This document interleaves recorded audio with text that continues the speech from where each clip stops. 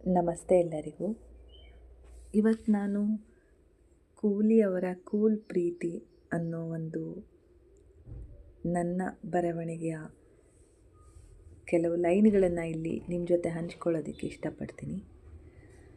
ದಿನ ಇಡೀ ದುಡಿದು ಬಂದ ಗಂಡನಿಗೆ ಬಿಸಿ ಬಿಸಿ ಕಾಫಿ ಕೊಟ್ಟು ರಮಿಸುತ್ತಾ ತಲೆಗೆ ಪಕ್ಕದ ಮನೆಯಿಂದ ಇಸ್ಕೊಂಡು ಬಂದ ನವರತ್ನ ಆಯಿಲ್ ಮಸಾಜ್ ಮಾಡ್ತಾ ಅವತ್ತಿನ ಸ್ಟೋರಿ ಕೇಳ್ತಾಳಲ್ಲ, ಅದು ಲವ್.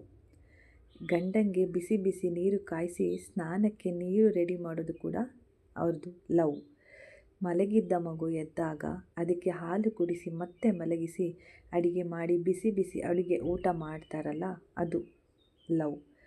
ಊಟದ ನಂತರ ತಂಗಾಳಿ ಸೇವನೆ ಮಾಡಿ ಎಲೆ ಅಡಿಕೆ ಸೇವಿಸಿ ಹರಿದ ಚಾಪೆಯಲ್ಲಿ ಮಗುವನ್ನು ಮಧ್ಯ ಮಲಗಿಸಿ ಅದು ಮಲಗಿದ ನಂತರ ಹೆಂಡತಿ ಪಕ್ಕ ಬಂದು ಆಲಂಗಿಸಿ ಮಲಗ್ತಾನಲ್ಲ, ಅದು ಪ್ರೀತಿ. ಮಧ್ಯ ಹೆಂಡತಿಗೆ ಕೆಮ್ಮು ಬಂದಾಗ ಎದ್ದು ನೀರು ಕೊಡಿಸ್ತಾನಲ್ಲ, ಅದು ಪ್ರೀತಿ. ಓನರ್ ಕೊಟ್ಟ ಬಕ್ಷೀಸು ಹಣದಿಂದ ಹೆಂಡತಿಗೂ ತನಗೂ ಸಿನಿಮಾ ಟಿಕೆಟ್ ತರ್ತಾನಲ್ಲ, ಅದು ಪ್ರೀತಿ.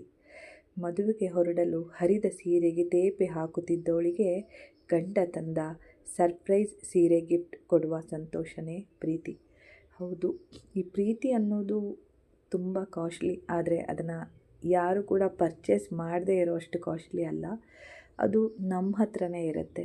ತುಂಬ ದುಡ್ಡಿರೋರು, ತುಂಬ ಶ್ರೀಮಂತಿಕೆ ಇರೋರು, ಬಟ್ಟೆ ಒಡವೆ ಆಸ್ತಿ ಇರೋರು, ಇವರು ತುಂಬ ಲವ್ ಮಾಡ್ತಾರಾ? ಖಂಡಿತ ಇಲ್ಲ. ಅಥವಾ ಮಾಡಲೂಬೋದು. ಆದರೆ ಏನೂ ಇಲ್ಲದೆ ಇದ್ದಾಗ ಪ್ರೀತಿ ಜಾಸ್ತಿ ಇರುತ್ತೆ. ಎಲ್ಲದೂ ಇದ್ದಾಗ ಪ್ರೀತಿ ಒಂದು ಬಿಟ್ಟು ಬೇರೆ ಎಲ್ಲನೂ ಇರುತ್ತೆ. ಹಾಗಾಗಿ ನಾವು ನಮ್ಮಲ್ಲಿ ಎಷ್ಟೇ ಆಸ್ತಿ ಅಂತಸ್ತಿದ್ರೂ ಕೂಡ ಪ್ರೀತಿಗೆ ಮೊದಲು ಬೆಲೆ ಕೊಡಬೇಕು. Thank you.